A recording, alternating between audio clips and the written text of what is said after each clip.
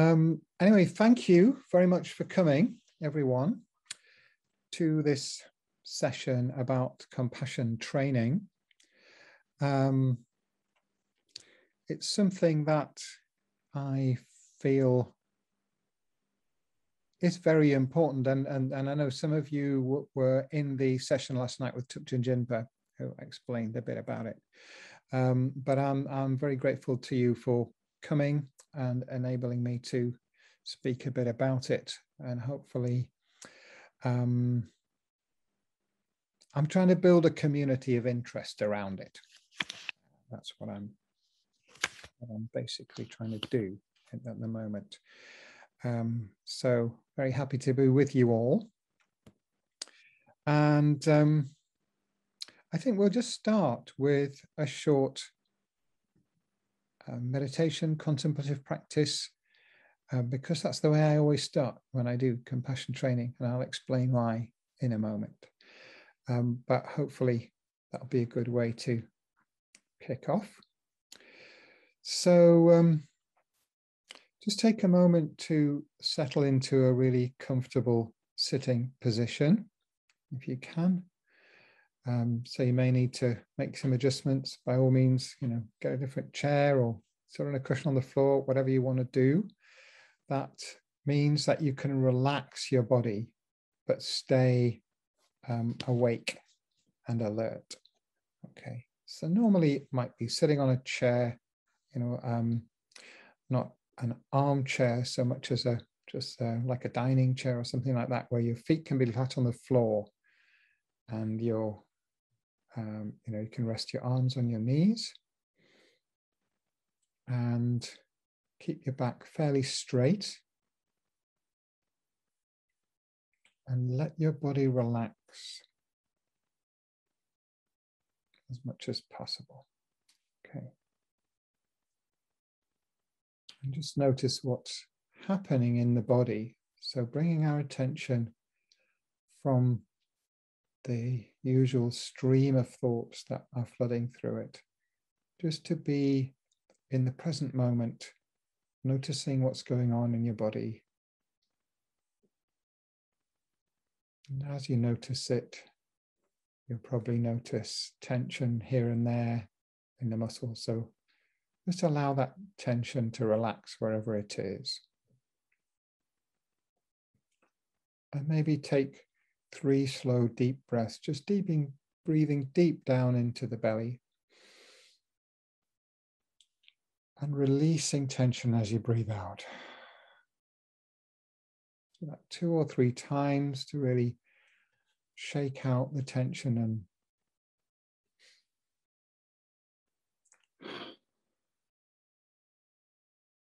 let the body and mind relax.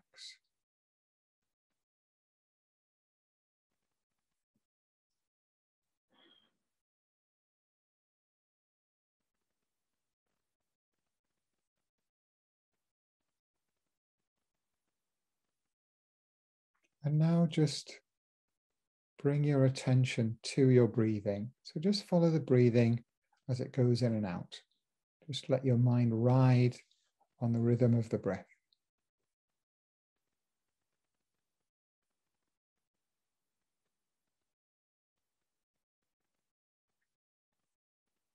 And whenever your attention wanders off onto a train of thought, just notice that's happened and bring it back to the breath.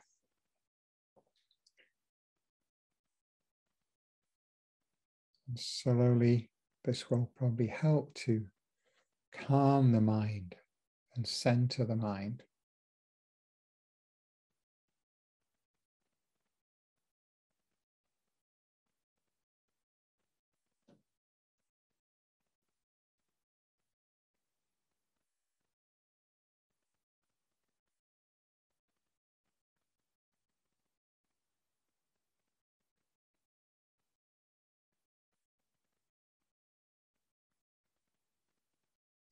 So notice that feeling of calm, stillness that's ever present behind the busyness of our mind.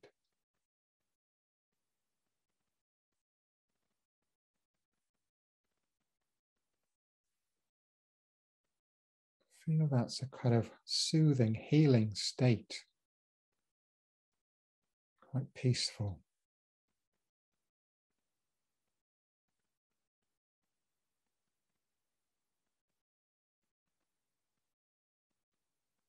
And you might begin to notice a sense that we're together in this. Everyone on this call is somehow connected through that common focus on the stillness and on the breath. See if you can pick up that sense of the other people that are here on this call. Even though you don't know each other, you might feel some sense of connection.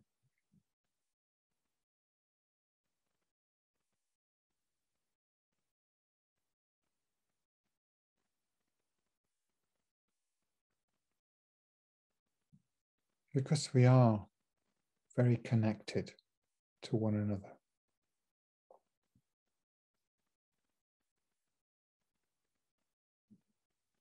We can feel supported by that.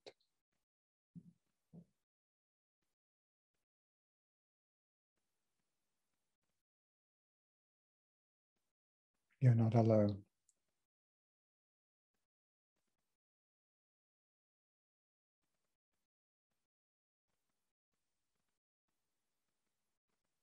We'll just spend a moment or two with that awareness that we're here together, experiencing stillness, experiencing connection.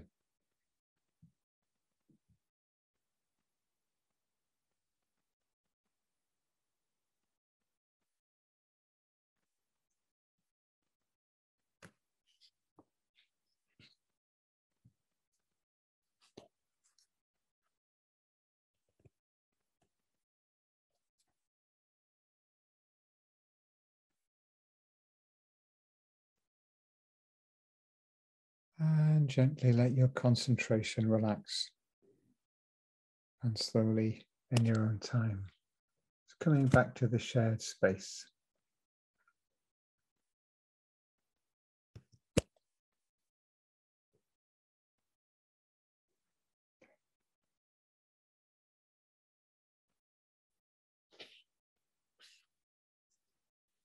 So I hope you enjoyed that.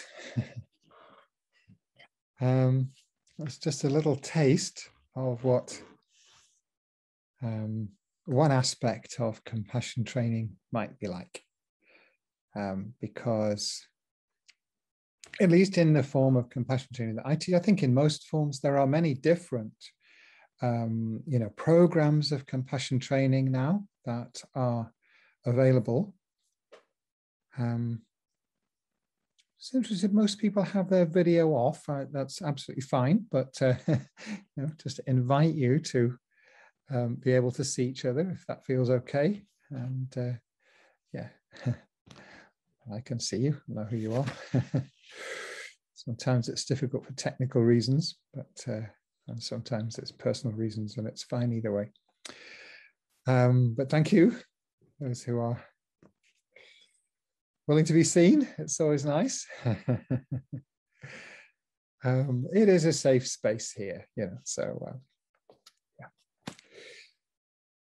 Okay, so as I said, I think it's not just me, but most trainers usually begin with sometimes we call it reflective practice, meditative practice, contemplative practice. And that's a very important element in all of the forms of compassion training that I know anyway. There may be many others, so whatever I say is obviously limited to what I have experience of and knowledge of, but which is, and I will say this right at the beginning, all of the ones that I know, and there are quite a few, all of the ones that I know kind of derive in one way or another originally from Buddhist sources.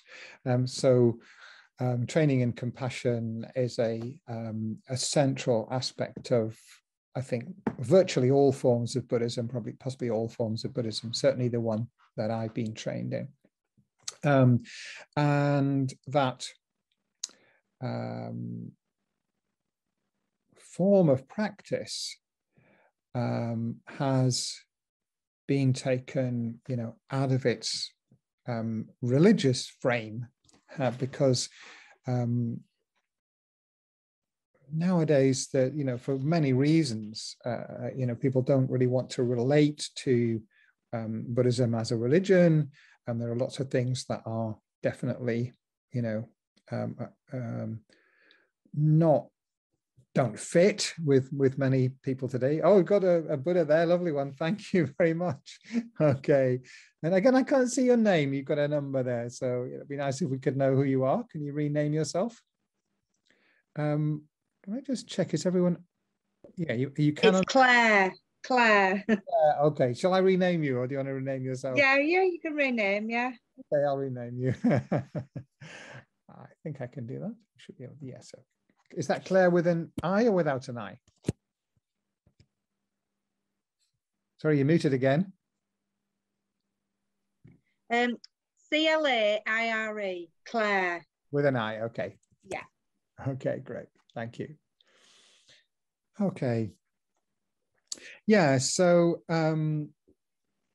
although the techniques and some of the philosophy comes from Buddhism, but it's not a religious thing at all. It's very, kind of in all of the systems of secular compassion training, which is what I'm talking about this evening.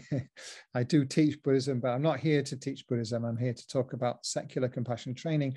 And all of the systems that I know are very kind of clear that this is not a religious thing.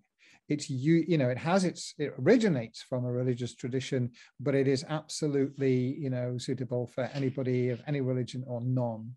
That's the whole kind of concept behind it. And as I say, this reflective practice or meditative practice, again, that's something that, it comes out of religious traditions. It's in most religions, but it is becoming enormously widespread outside of any religious context. This is, reflective practice or meditational practice generally. So that's one element in compassion training. And so the two other elements that, there's probably might be many more, but I would say rather than, not just kind of components, but three modalities, if you like, in which compassion training works. So one is the meditative practice, and that's very important, I think. Another is conceptual learning,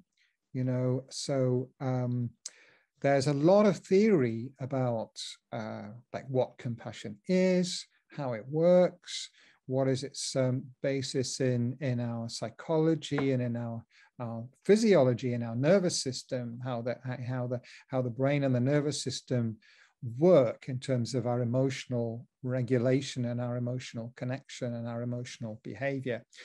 So there's that kind of theory, which is very important. And then there's a third element, which is not so much present in traditional Buddhism, and also in other forms of secular, contemplative practice like mindfulness training. But it's one that I find very interesting, and I think it's when I've had feedback from people of the compassion training courses that I've done, many of them have said that this was the one that they found the most the most helpful, or the most they got most benefit from, and that they enjoyed the most.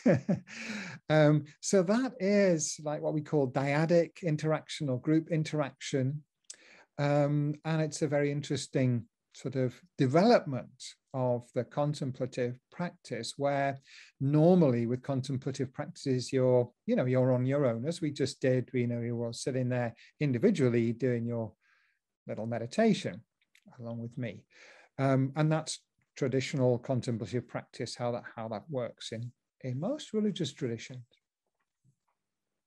But here, as with many other kind of, contemporary work of a related kind, a lot of the practice is done in a dyadic form, with another person, or perhaps often with, if you're online, you're in a breakout room with 2 other people or 3 other people, or it's group interaction, and, people sharing their experience and receiving each other's experience, in a listening mode. And through that kind of work, sometimes it can be very closely related to the meditation techniques, but it's with 2 people instead of just 1 person, or sometimes it can be more people. So there's those 3 elements to it. And I think that third one makes it a very rich kind of, experience. And people at the end of a course tend to feel very, very connected to each other, which of course is, I think connection and compassion are very closely connected, shall we say. Compassion is all about connection. And really connecting on that deeper human level is all about compassion. So there's those 3 aspects, or of those 3 modalities. So the conceptual learning side comes from, as I said, originally from the Buddhist tradition and other wisdom traditions, where compassion is such a central idea, such a central part of what these religious traditions, these wisdom traditions are about, that there's a great deal of theory, we could call it philosophy, or just wisdom, experience, that's come down through those traditions, and that is drawn upon. But a lot of the time, certainly in the program that I teach, which is compassion cultivation training developed by Thupten Jinpa, the conceptual aspect is talked about in terms of contemporary scientific research, because I think it's important for today that we recognize the fact that people don't automatically take on trust what comes from a religious tradition for very good reasons. And we need to know, and quite rightly, we need to know that what's being taught has a sound basis and it can be shown to have benefits. So this kind of secular training, it's secular compassion training, has grown out of secular mindfulness training. So it's not the same, but it comes from a common source, really. And that really, I don't know, there were probably, it existed before, I imagine, but it really kind of took off with the work of Jon Kabat-Zinn, coming up to, in the decade leading up to 1990, when I think was when he published his major book. Full Catastrophe Living, it's the name of the book, but he's written a number of other books. And it was a brilliant piece of work, actually. But what he did, and I don't know, not everyone knows this, and everyone who does mindfulness courses even knows that it comes originally from Buddhism. The Jon Kabat-Zinn's program was very, very pure original Buddhism, where the actual methods that he taught come directly from the Sutra on Mindfulness that was, from the Buddha 2,500 years ago. But what Jon Kabat-Zinn did was he embedded it within a clinical model and did very thorough, research and monitoring the effects of this work. And he was a clinician, very experienced, medical specialist. So he was able to validate those practices and show that they had clear clinical benefits. And therefore it became possible for this very, powerful and very beneficial, method to reach many more people who wouldn't have come to it knowing about it as a, some kind of religious or spiritual practice. So that was a great achievement, and we've seen, many, many millions of people now have benefited from what's grown out of that original work. And now we're seeing a second wave with this compassion training, because compassion meditation is one of the other primary forms of meditation in the Buddhist tradition. And I actually predicted, before I knew that there existed, I was thinking about 6 or 7 years ago, hey, this should be the next wave, because, and the reason, I'll just tell a little anecdote, is that as I say, I teach at the Buddhist Center in Leeds, the Tibetan Buddhist Center, and we had been offering secular mindfulness courses for a few years, and they were very popular. And in fact, the teacher, who was, one of my students actually, but he trained in this with the MBC TUB program, Bangor University, and so on, and now he's the chief executive of the Mindfulness Network. So he's gone down that road. Ken Lunn, his name is. But the attendance was dropping off. We were getting fewer and fewer people. And I said, well, the thing is, you can get it everywhere now. And anyway, actually, mindfulness isn't the particular speciality of our Tibetan Buddhist tradition. Our speciality is compassion. And I think that's going to be the next wave. And I think I've turned out to be right, because it's spreading, quite rapidly through the world. And wherever I talk about it, people, are interested, and there seems to be a huge amount of receptivity to this. So it's built on that work, of the development of mindfulness, which now has a massive body of scientific research backing it up, and showing how different aspects of it work. And then since the early 1990s, there's been a similar, second wave of research, scientific research about compassion, how it works, how it is, its neurological basis, its effects on health, on well-being, and other things.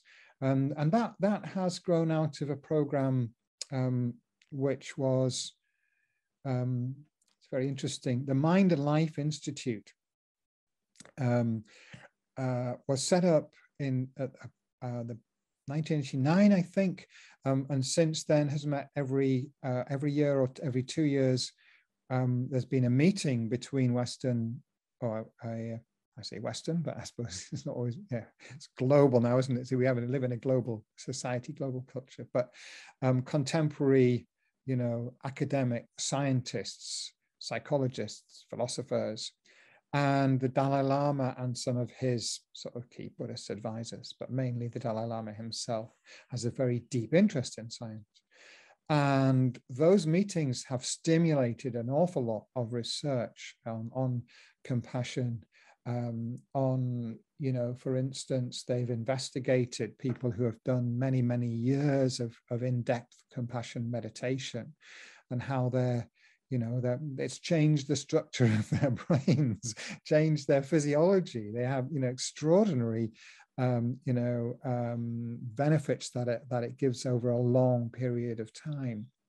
But what it's also been shown in this research is that even over a very short period, just like the 8-week compassion cultivation training program that I teach, is just 2 hours a week, online session or in-person session, and then 20 to 30 minutes a day meditation. And even that 8-week program has quite profound benefits. And even shorter programs have demonstrable benefits and effects on the physiological effects and benefits. So that research has been very important in sort of validating and spreading recognition of the importance and the value of compassion training. Okay. So that's a little bit about the sort of the background. So, but for me, this second wave coming, on the back of the mindfulness wave, we now have a wave of compassion training, which I think it's very important. It does add significantly, although a lot of the practices are quite similar in some ways. We start with in this program that I teach, we start with just straightforward mindfulness. So quite a bit of the meditation I did at the beginning was just really from that. But then building layers on top of that. So it progresses from there to I suppose I would say tuning in to and learning a bit about compassion for somebody that you're already close to. Other compassion training programs begin with self-compassion, but the CCT program doesn't, because what they found was that there's significant resistance with many people to being able to generate compassion for yourself. And actually, many people find it easier to develop and meditate on compassion for someone they're already close to. Sometimes maybe not too close. If because with our life partners, with our children, with our parents, we can have many issues because we are so close, and it's not always straightforward. But somebody that you really have a kind of close, warm feeling towards, maybe even a pet, somebody you find it really easy to generate a sense of warmth, loving kindness, compassion towards that person. And then familiarizing yourself with that feeling, because these feelings come and go and we don't usually pay them that much attention. But by focusing on them and practicing, becoming more familiar with them, recognizing what they're like, and finding ways to sort of stoke the fires, if you like, of that feeling. That's the meditation is intended to. In Tibetan, the word for meditation is the word to familiarize, so you familiarize your mind with this feeling of loving kindness and compassion. And then that feeling grows as you do that on a daily basis. So then we move on to self-compassion and we explore some of the barriers to that and how we can overcome those barriers that sometimes we can have quite a negative, view towards us. We can be quite harsh on ourselves. And that's quite a major part, actually. For some people, that's often is a breakthrough, that when they find they're able to connect with real compassion for themselves, it's very freeing, it's very liberating. It can help to dissolve and disperse, some quite painful patterns of self, harshness. It's not a word, self-harshness, but you know what I mean. So then we move on to compassion for just general others, people that you're kind of neither close to nor distant from. And then the difficult people. That's very important. And that's one of the ones actually that has can have a huge amount of benefit, because if we can shift our perspective on people that we find difficult and relate to them in a different way, that again can be extremely freeing. We can get rid of a lot of painful interactions and thought patterns and emotional stuff that we have around other people. It's not always easy to do, but there are practices here that can help. And then, we go beyond even that, into active compassion. How can we develop more of a willingness and an enthusiasm for reaching out in a compassionate way to others and, bestowing compassion on others? So, but it's always a two-way thing. It's always about giving and receiving compassion. So that's also, an important element of the training.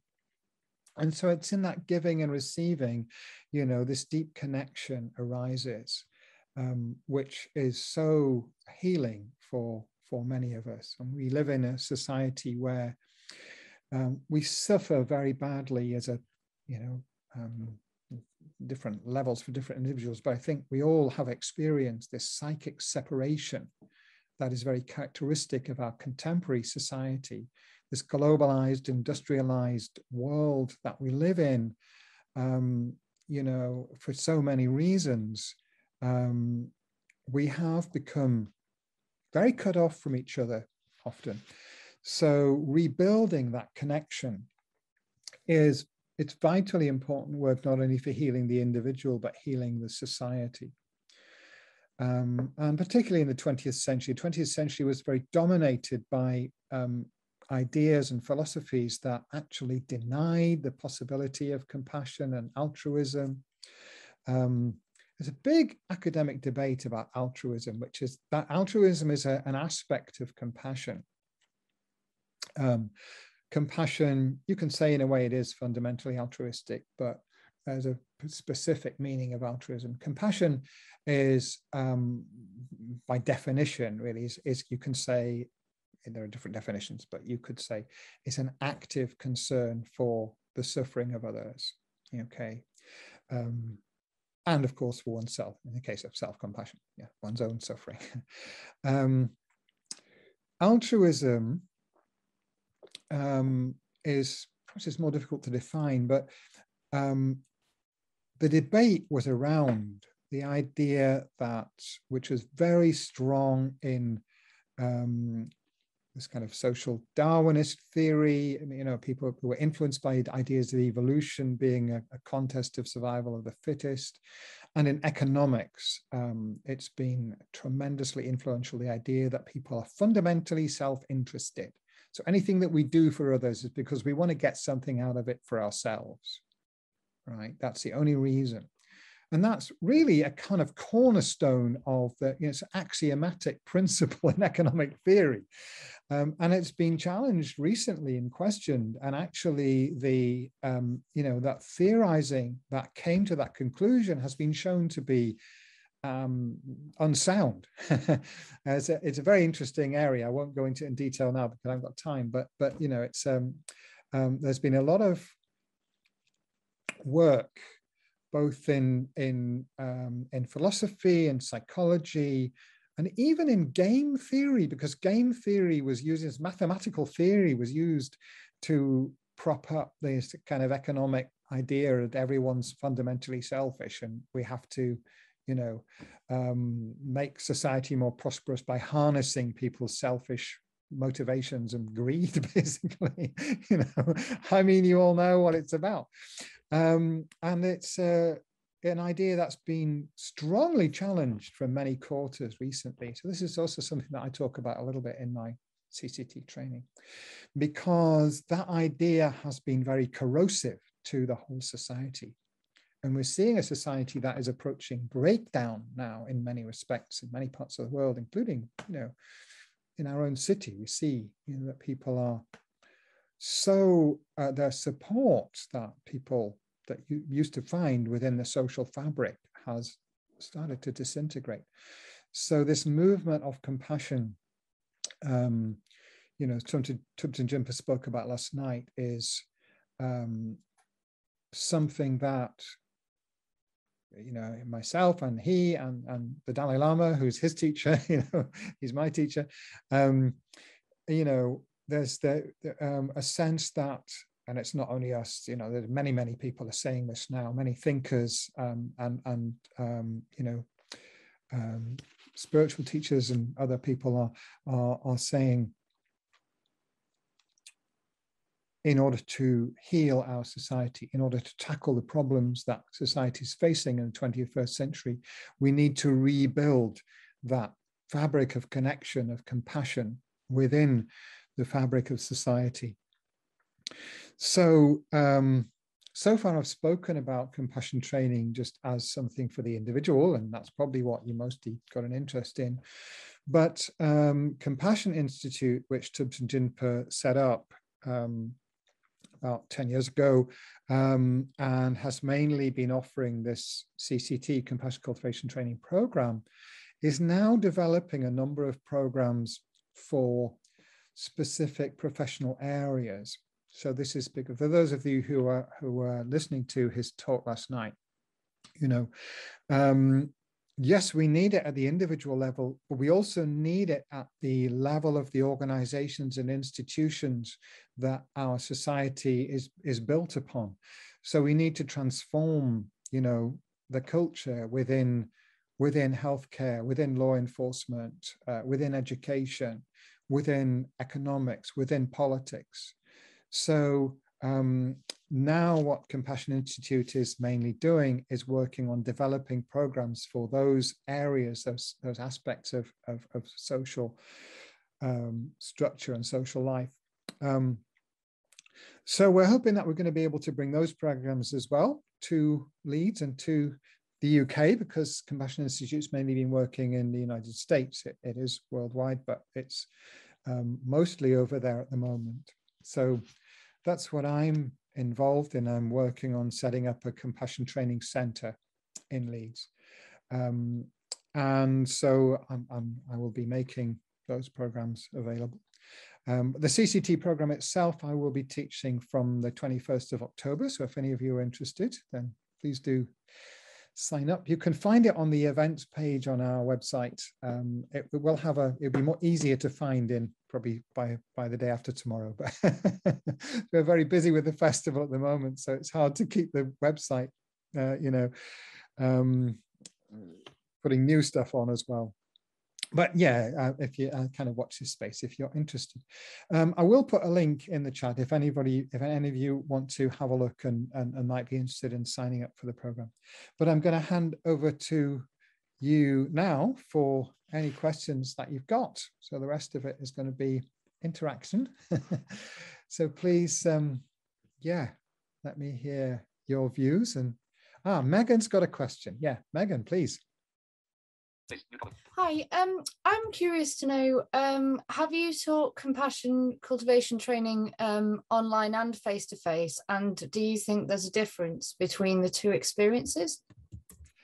It's a good question, and I can't really give you a great answer because I first did it online, and I did the teacher training completely online. And the two courses that I've taught so far were both online, mainly because of lockdown, you know. And this next course is also going to be online. So, but what I can say is, first of all, I have found, you know, I've certainly not experienced any sense of disappointment that, oh, I wish it was live, because it was very powerful all the way through, both for me, you know, the other participants in the training that I did and the teacher training that I did, and also people have reported that from the online courses that I've taught. Erica Rosenberg's one of the senior staff at Compassion Institute who taught the first CCT course that I was on as a participant. It was the first time she'd done it online. It might even have been the first time it was done online. And she said at the end that she was really, really surprised that from her perspective, it didn't seem to detract at all from the experience that people had. So that's what I can say, is that I've heard that from many people. I can't speak from my own experience because I haven't yet done an in-person one. I'm very much hoping to do that soon in Leeds. So yeah, but it works. It does work very well online, Megan. Yeah, thank you. Okay, Caroline, yes. Hi, David. I was just wondering whether compassion training is just sort of targeted at adults, or whether there's anything for younger people. Mm-hmm. Yeah, thank you. That's a great question. And actually, we have an event in the festival about that. So there is a program called SEE-Learning, SEE, which is Social, Emotional, Ethical Learning, which has been developed at Emory University in the States. They have a center there within the University of Compassion Research, which is very closely linked to the Dalai Lama. And he's very keen on compassion training as part of you know, school education. I mean, education at all levels, but particularly school education.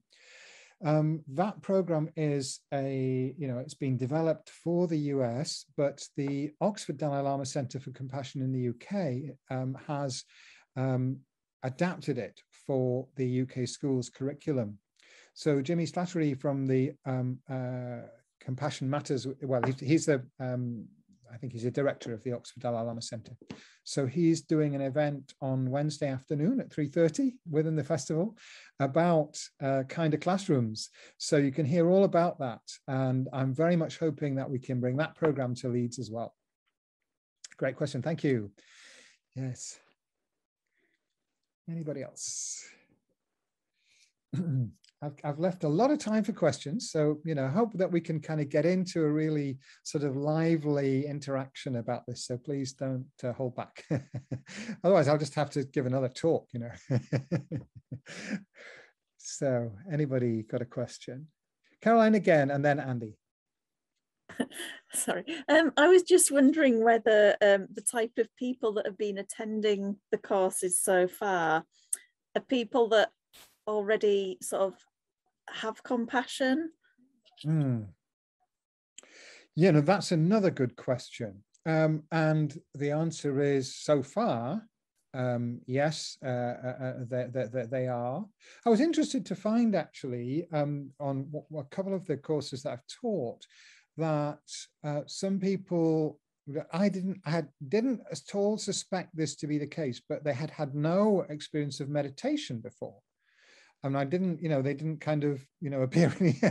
They were certainly compassionate people, but I hadn't done meditation, and they were kind of. So there is meditation involved, and it's quite a, key part of the practice. But what I can say is that people who didn't have any experience of meditation didn't seem to have any problems with it. So it seems to work, for that. But I'm very keen to teach it also to people who, are not already, I don't want to say about anybody that they're not already compassionate, because, we all have compassion within us, and we all manifest compassion in different situations. And all of us, I think, have also to acknowledge that there are some situations where we don't manifest compassion. So I don't want to create any kind of hierarchy about this. But I think there are people who can benefit, especially, for whom it's the things that are compassion training is about, and the ways that it benefits can be of great benefit to people who struggle with a lot of emotional issues, and this isn't familiar territory. And I would love to be able to reach more of those people. And I have plans to try to do that, to run courses for people. Let's be upfront about this, it has to do with having a middle-class background to a great extent.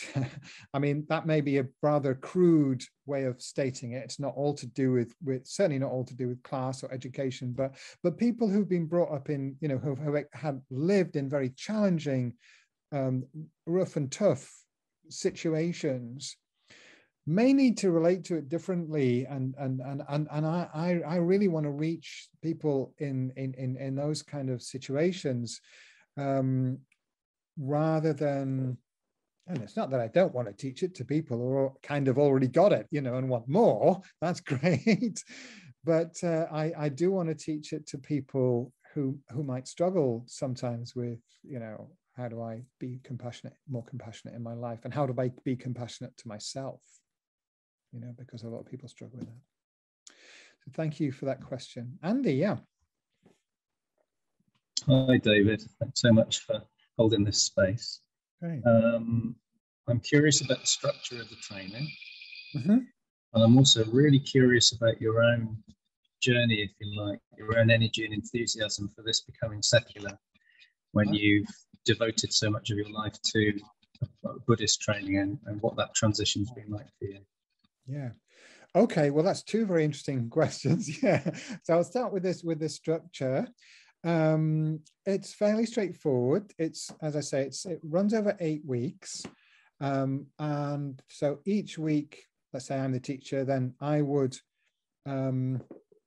begin by, at the first session, by giving people time to check in and introduce themselves so that people connect with each other.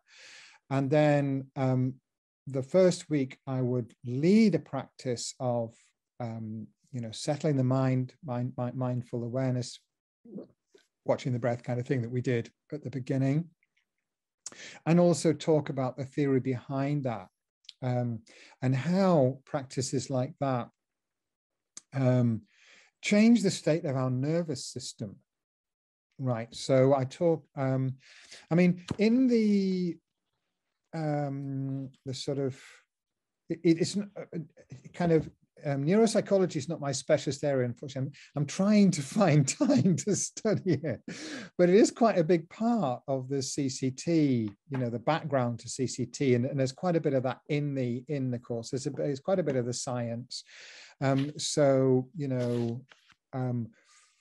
Why does contemplative practice, focusing, settling, mindfulness, what are the benefits? Why does it have those benefits? How does it help our emotional self-regulation? Things like that.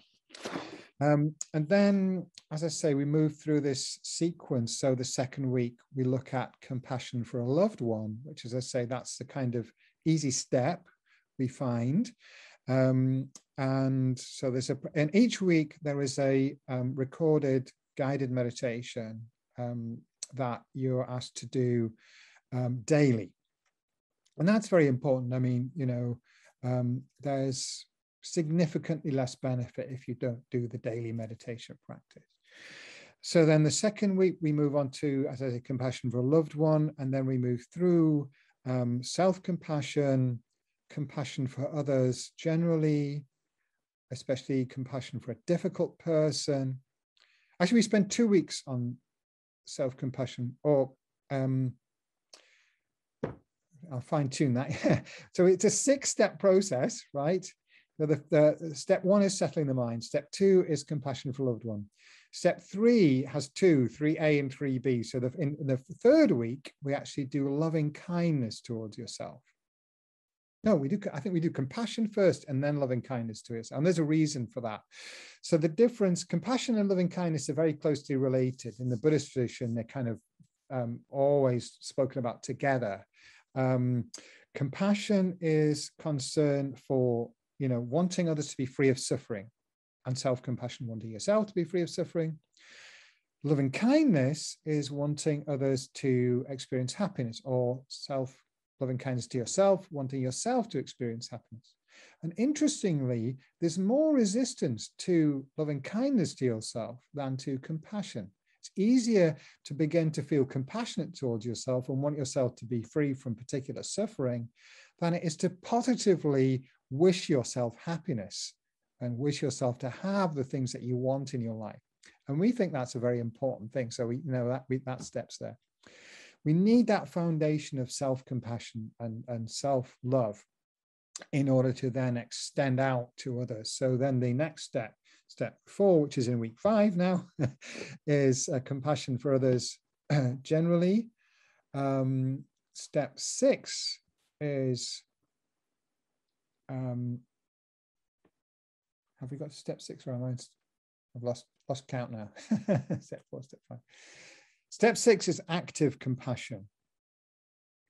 And that's the only one where there's a really specifically Buddhist practice. It's not a religious practice, but it's very specific practice from Tibetan Buddhism, which is, it's called Tonglen in Tibetan, which means taking and giving. So that is a practice where you use visualization with the breath to take in other suffering and give out happiness to them. So it's quite challenging in some ways. And we, have to emphasize that it doesn't mean that you're wishing suffering to yourself, but what you're wishing is to be able to receive, to connect to their suffering and transform it into happiness and give it back to them. That's what that practice is about. And then the final step, week 8, so we had step 6 and week 7, and then week 8 is an integrated practice where we bring all of those elements together. And then that, the recorded meditation from that is, you know, the suggestion is you can use that ongoingly for the rest of your life if you want. Of course, you can also use any of the others at times when you feel you need them. But the idea is that we build this in step by step. So each one has a little bit of the previous one in it. And each week we give a little bit more theory, explanation, how it works. And then at the end of it, hopefully, well, I say not hopefully, you know, the research shows, you know, the results are that there's a very high level of positive outcomes from the program, and I've experienced, you know, get a lot of very positive feedback. So it's clear that people find a lot of benefit from it. Yeah. So then the second part of your question was about, you know, why have I chosen to go down this road, having spent now 25 years as a Buddhist meditation teacher, and decided to go into this field specifically. One reason is because I've always been a social activist as well as a meditator. They actually, you know, interestingly, the Buddhist practice came out of the activism many years ago. I won't go into that story, take us too far afield, but they've always gone together for me. And that's partly why I find Tibetan Buddhism particularly suits me, because there's a lot of emphasis on benefiting others. You know, we practice in order to be able to help others, to bring happiness to others, to help others become free from suffering. That's the whole purpose of our spiritual practice. And that's true in all Buddhist traditions, in all religious traditions to a differing extent. But I think in the particular Buddhist tradition I follow, which is the very same tradition that the Dalai Lama follows, that is really front and center. That's what the whole basis of our practice, the reason we want to, you know, if you like, move towards enlightenment or whatever you want to call it, you know, is because gaining those spiritual realizations and deepening wisdom and developing more compassion enables us to benefit others. That's the whole purpose of the whole thing. So, however, that traditional form of practice has a very limited appeal in terms of numbers. You know, the people who for whom it does suit, the people who gravitate towards it, very often, you know, take it on very strongly and very deeply, but it's a small minority of people.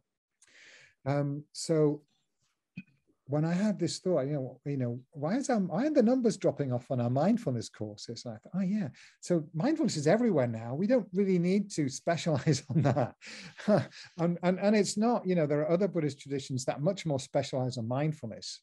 Our Buddhist tradition specializes on compassion. And I just had this thought, wait a minute, I feel this coming. I think this is the next wave of where things, you know, the good stuff, if you like, from the Buddhist tradition is going to find its way out into the wider society and into the secular world. And I can see this happening tremendously now. We actually are considering looking at a contract with NHS England now. It's, you know, our emerging little centre in Leeds partnering with Compassion Institute. There's a health service contract out for tender for training 21,000 NHS staff in compassion. This is the kind of thing that we're seeing, you know, and it's happening all over the world. It really is taking off the same way that mindfulness took off like 10 years ago.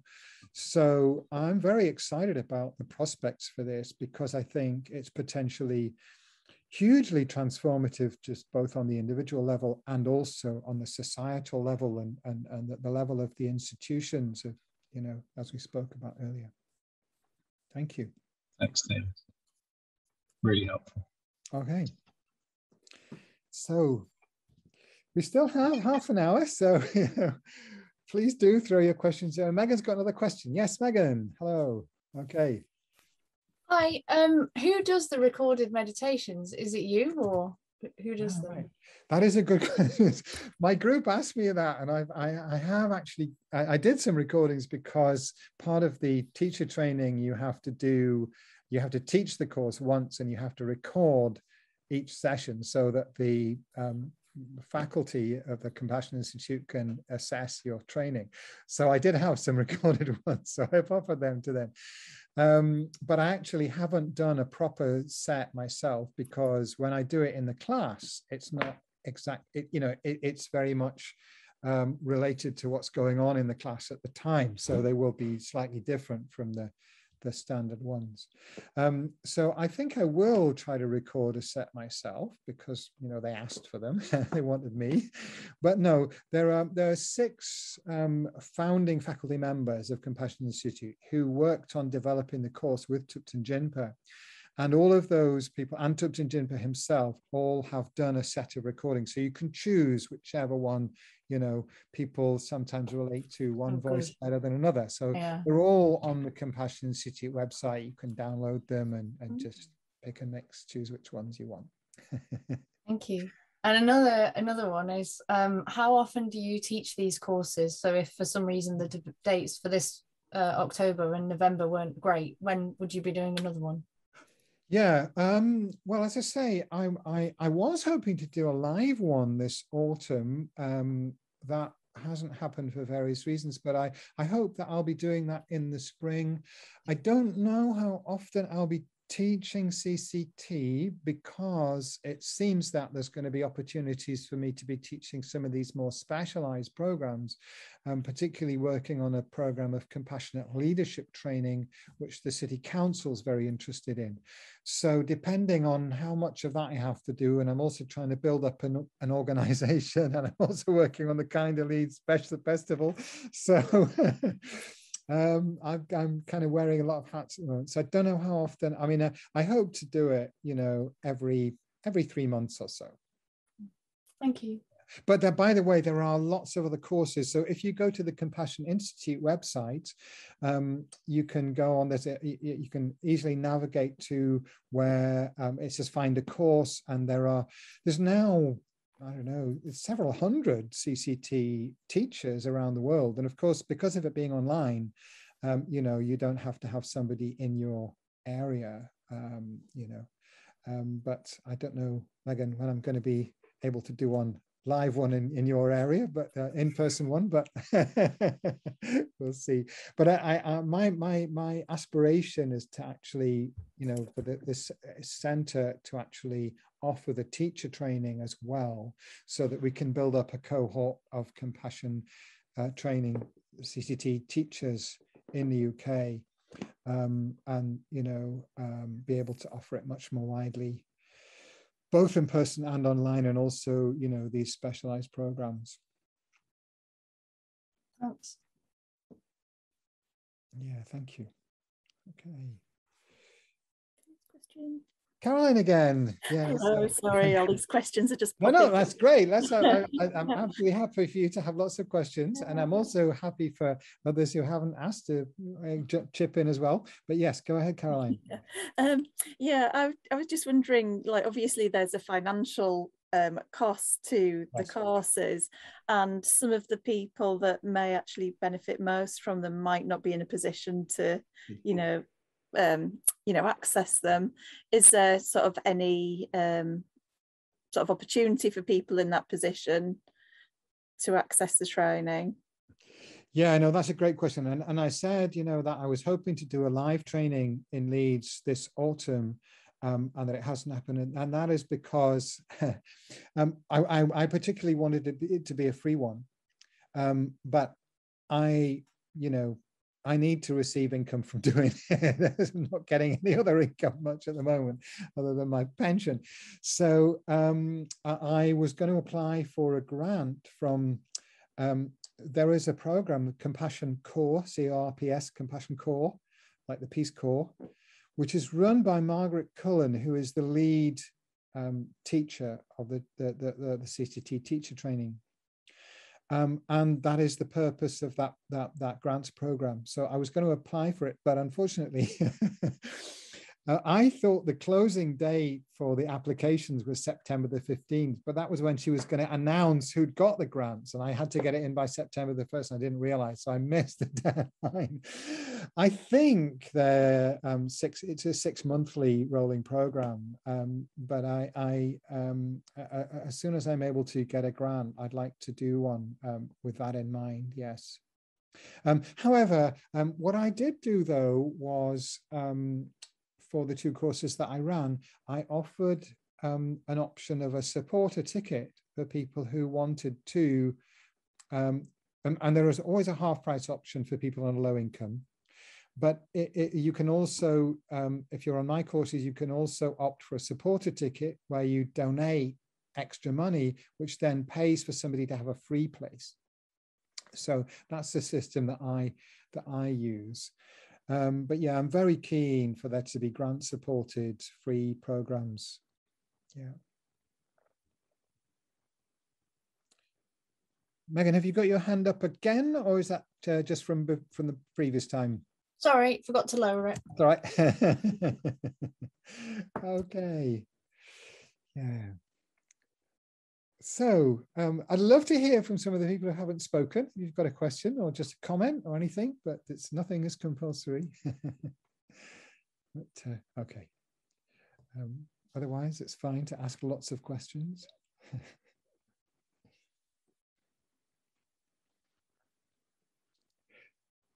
If no one has a question, I could possibly just offer a few more thoughts. Just going back to my notes to see if there's anything I haven't spoken very much about. I think I've covered most things.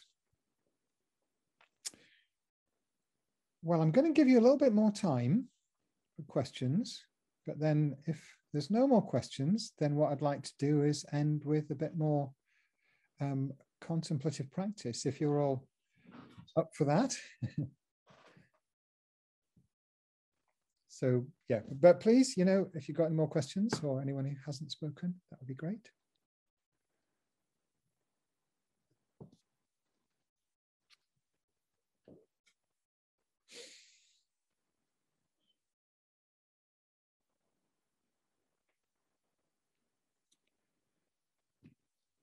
One more opportunity to mention, actually.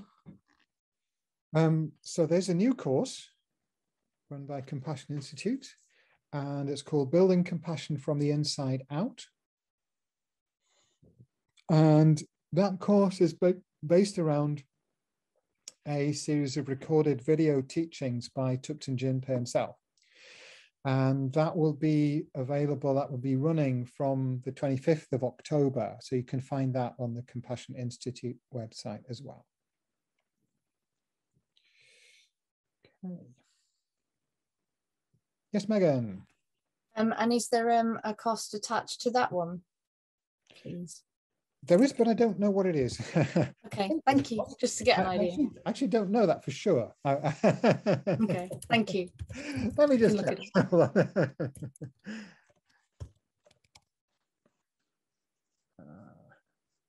Hold on.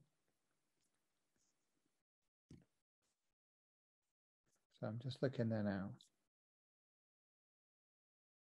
Oh, that's a past one.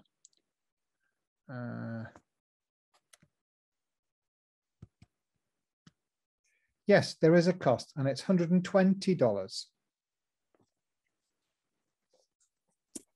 Okay. Great, thank you. I mean, I guess you can pay in a way that doesn't require you to trade in dollars. Oh, sure. Yeah. That's not a problem. Great. Thanks. Okay. One more minute. If anything on your mind, please ask. If all questions have been answered, that must mean I've done quite well. Oh yes, Andy's got one. Great. Okay, thank you, Andy. David, you were describing these waves, the wave of mindfulness, and they're the wave of compassion. And I was thinking a bit about Kristen Neff and Chris Germer's work on mindful self-compassion. And yes, somehow feeling that was part of maybe both waves, or a bridge between the waves, and just wondering whether the Compassion Institute are closely connected or at all connected with that mindful self-compassion body of work. Yeah, they are definitely connected. It's kind of grown out of the same community, really. Yeah, I should have mentioned it, actually. I mean, I didn't talk about the other program. I mentioned that there are a lot of other compassion training programs. That's certainly one of the most popular and highly regarded. And yeah, I always point people to Kristen Neff's work when we're going through the self-compassion, self-kindness. You know, she's dedicated many years of research and in-depth work and training, you know, of other people to self-compassion, which is great, you know, because although there's some debate about whether, you know, whether self-compassion is actually part of the traditional Buddhist training or not. There's different interpretations, but I think now many Buddhist teachers are acknowledging, you know, that it is tremendously important, that somehow it's not being, you know, put forward in the same way. There are some lineages of Buddhist teaching where it is fairly clear, but it's more in the background. But I think it's very appropriate that with this, as we say, this wave of compassion training that's happening, self-compassion is very much in the foreground. But what I would emphasize is that, you know, I don't think, so, you know, sometimes we find people assume that if we're doing compassion training, it's all about self-compassion. And it's not all about self-compassion. Compassion for others is very deeply important, not only, you know, for them, but it's important for, you know, for the person practicing it as well. The deepest benefits come at that level when, you know, but we need to build a foundation of self-compassion in order to have really healthy compassion for others. And the deepest benefits of all come at the level of altruistic practice, and that's even deeper, you know. And again, you know, we need a very strong foundation for that. It can sometimes, I mean, there's a very tragic story, actually, that I was mentioning about the debate, the theoretical debate around altruism. And, you know, there's a lot of very dense kind of theoretical writing about it. And really kind of complicated mathematical proof that altruism is impossible. There's a long history to this, but the final chapter in the story is that a guy called George Price actually came up with a refutation of this very widely accepted, you know, mathematical theory that shows that altruism is not possible for evolutionary reasons. And George Price, he was, you know, he struggled with his own mental health a lot. And at the end of his life, he had a kind of personal revolution, and he started giving away all his possessions and, you know, to homeless people, and handing over his house to them, and you know, just totally dedicating himself to altruistic, you know, helping others. And he ended up, you know, dying rather tragically, because he didn't have that solid groundedness of self-compassion and other aspects of, you know, your own sort of mental well-being that we need to have very solid to go to that level. But that's the ultimate thing, and that's where the biggest benefits come at that level, when we have sorted out our own stuff and we've built a compassionate connection with others, and then we're able to feel that strength to be able to go out and really kind of, you know, I don't see it as self-sacrifice in a sense, but we are sacrificing the less important things in life for the more important things. That's how I see it, you know. When we're able to do that from a position of inner strength, then that's when the greatest rewards come. But it's better to not try and, you know, leapfrog onto that before you're ready. That's a really important question. I mean, it's a very deep question about, you know, the difference between. Anyway, that wasn't actually a question. But yeah, so there are many other programs. So there's, yes, mindful self-compassion. mindfulness-based compassionate living, which is offered by the Mindfulness Network, and the is it the, I can't remember what the Bangor University Training Centre is called. It's a UK Centre for Mindfulness Training Research or something like that. But anyway, they've developed that program, and that's a great program. There's quite a number of others. I think it's Cultivating Emotional Balance, which was developed by Alan Wallace. Margaret Cullen, my teacher, was involved in that, and that's a very deep program as well. So there's lots of them, you know, many very good programs. I chose to do this one because of the direct link through Thupten Jinpa to the Dalai Lama, and I knew Thupten Jinpa from, you know, from way back as a teacher. So I was very excited to learn about it, and I was all set to spend several £1,000s going to America. And then the lockdown happened, and they had to put the teacher training online, and it cost me about, well, actually, it was even worse than that, because I couldn't do one in the States, and then there was going to be a program in training in Denmark, and that training was going to be £17,000. Wow. Yeah. And I was looking for the money to do it. And then I was in the end, I was able to do it for literally a tenth of that price, because it went online. So, you know, it's made it a lot more accessible, actually, going online. It's, you know, so it works extremely well online, I have to say. I'm really, you know, it's quite surprising how well it does. Yeah. So yeah, it's a wave, and it's a big wave, and it's a very, you know, I want to just say a personal thing about how I feel about it. Because for many years, and just a bit of my personal story, you know, like I said, I've always been an activist, and since the early 2000s, I've been, for 15 years, my main work was about the environment and climate change particularly. And I, you know, I felt this was absolutely, utterly vital work. And at the beginning of 2017, I went to India for a big event with the Dalai Lama. So it was, you know, 2 weeks of teaching from the Dalai Lama. And I just saw something there, because I had been, you know, throwing myself into climate campaigning. I went to the Paris Climate Summit. But then what I saw was the way that the Dalai Lama operates is that he's always addressing the root cause of the problems. And it was thinking about that, and how over, you know, a 60-year period, literally since he came out of Tibet, he's built up this global community around himself that is reaching out in so many different ways, through, you know, through connecting with scientists, through connecting with different faith traditions, through connecting with all kinds of things all around the world, all kinds of positive initiatives.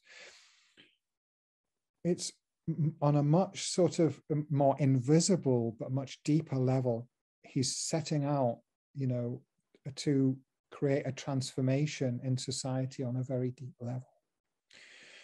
And so it was that inspired me, really. I had already had the idea that I wanted to do this secular compassion training, but I began to see it as a real key to almost to our collective survival in the 21st century, with the challenges we're facing, particularly with climate change.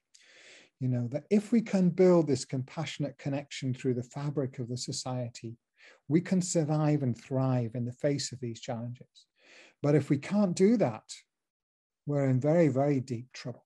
That's why I'm devoting all of my energies now to this work. I'm still continuing with some of the climate change work, mainly with faith-related climate initiatives. But I want to kind of fuse those two things together in a seamless way. That's what I feel like. Everybody needs to be aware of the climate crisis, and everybody needs to be active in responding to it.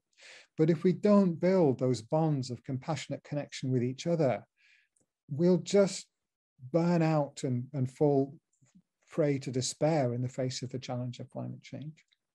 So this is really a profoundly important part of my motivation for this.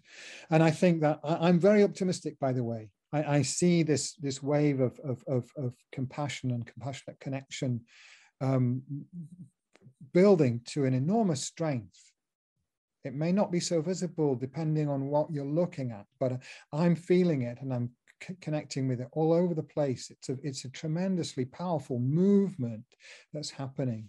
And our Kind of Leads group is, you know, we're setting out to create a social movement in one city and to see if we can, you know, along with others, along with all the other compassionate groups and the city council and Compassion Institute, who now seem to be, you know, very keen to work in partnership with Leeds City, and the city council are very keen to work in partnership with them. So that's a very inspirational possibility there, that we might see, you know, this vision of the possible compassionate society that we all can sense as being the need. How is it going to happen? Well, we've got a great opportunity here to create that in one city, and then maybe it will spread to others. And that's why I'm here. So thank you so much, everyone, for joining me on this call. And if you would like, if you're willing, I will lead a short compassion practice for you all. Raise your hand if you're if you're up for that. Okay, I'm seeing hands raised. Okay, thank you, Sarah. Okay, thank you, everyone. Okay, let's do that. Yeah, so you probably notice, you know, we've been doing a lot of head stuff, talking about theory, and there's that busy energy in the mind, and it's spreading into the body as well. So, you know, just notice that. Just notice that's one state that our mind-body system can be in, this very active, quite busy state. And it's nice in many ways, but it's not the same as that calm, peaceful, reflective state that we tried to access before. So let's try and come back into that. Just make any adjustments you need to your sitting position to be comfortable and relaxed. Keeping the back straight if you can, but otherwise relaxing your shoulders.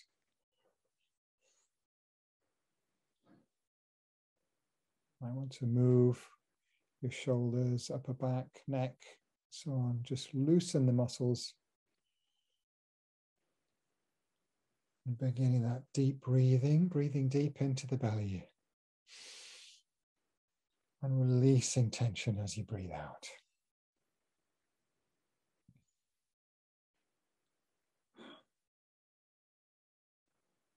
And once more.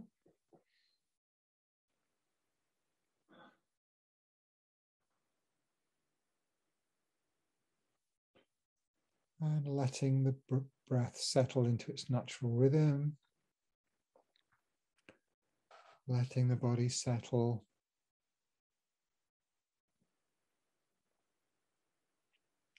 Begin listening to your body. Being aware of the sensations in different parts of the body. Being aware of your breathing.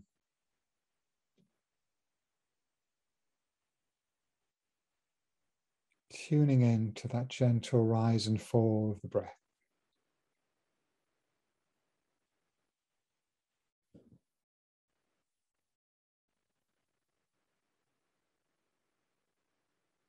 And you might begin to feel that that busy energy is gradually settling, like ripples on a pond.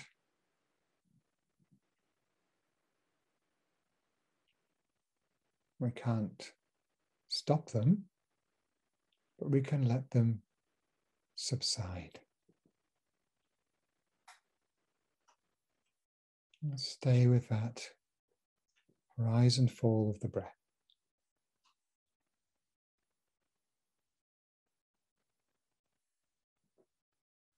And just let the thoughts come and go.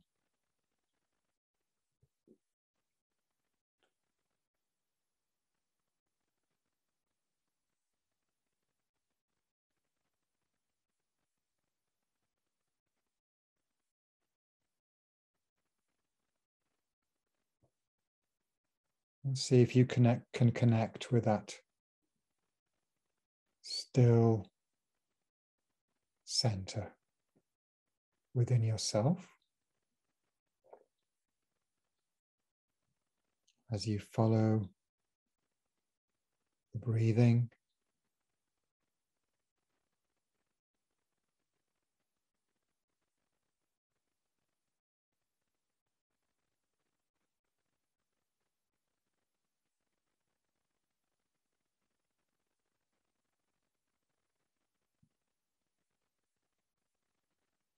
And think of a person that you're close to, that you have very warm feeling towards. Just bringing them to mind, remembering that sense of connection that you have to them.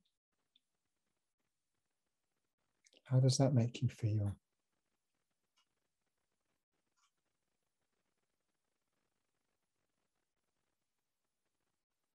That feeling of love.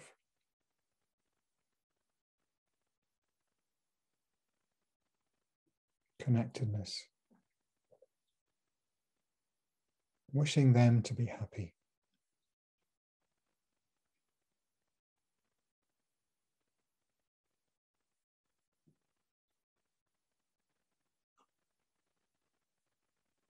Imagine that person going through a difficult time.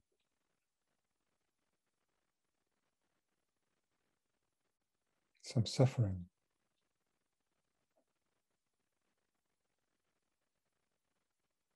And see, how does that make you feel?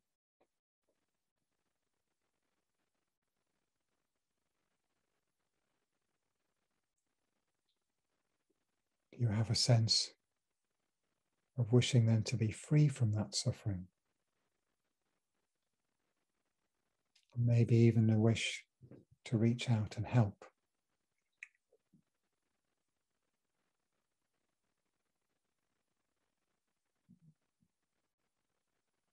Just tune into that feeling and that compassionate wish.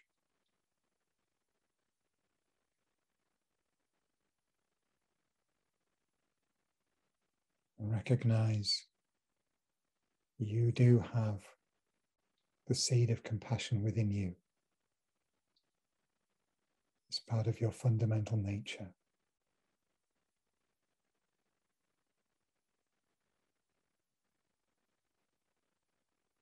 So feel that loving, compassionate energy at your heart.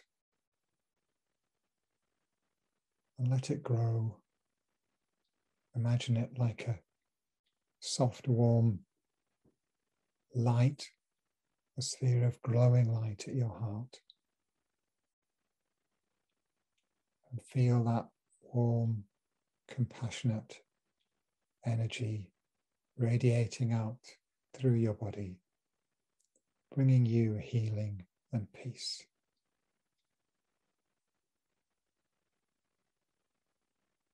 And feel it radiating out beyond the confines of your body to everyone else here on this call, others that you're close to,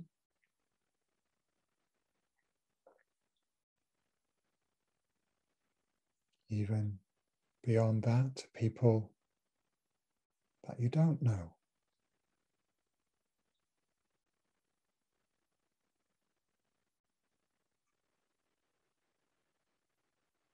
And you can also tune into feeling the compassionate energy from the others on the call in this circle that this virtual circle that we're part of. So receiving that compassionate energy.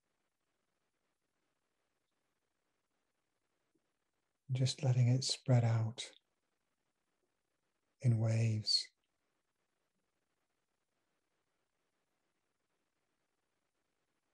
Towards everybody around you,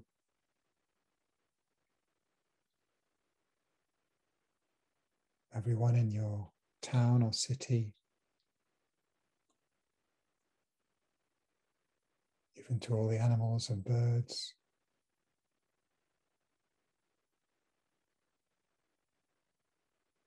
The nature,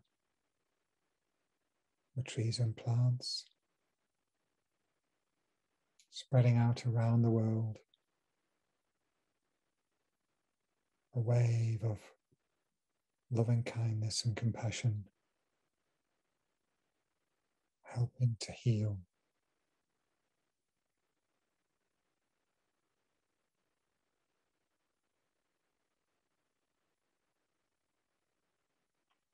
Our fragmented, suffering world.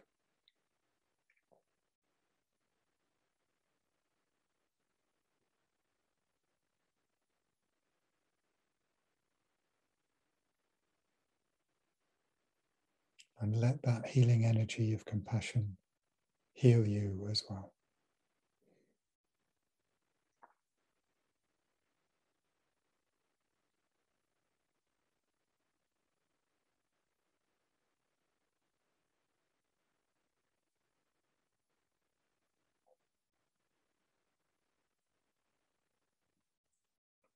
So gently in your own time,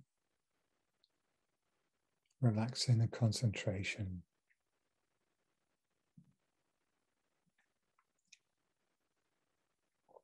And coming back to the shared circle.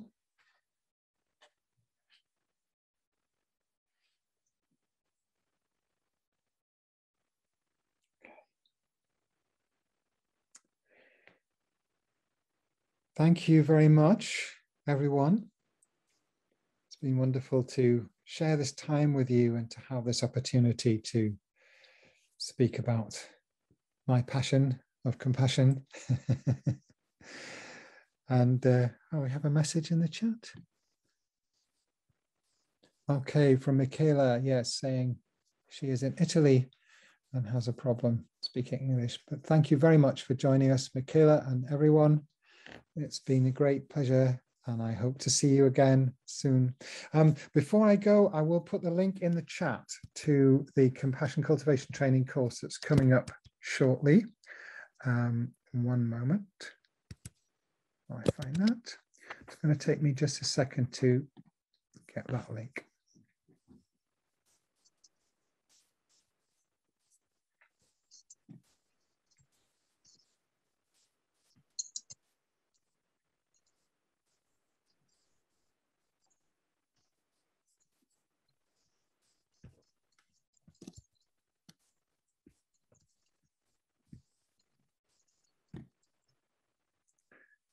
Okay, so I'm putting that registration link in the chat now, and you can copy that or just click on it and take you to the Eventbrite page.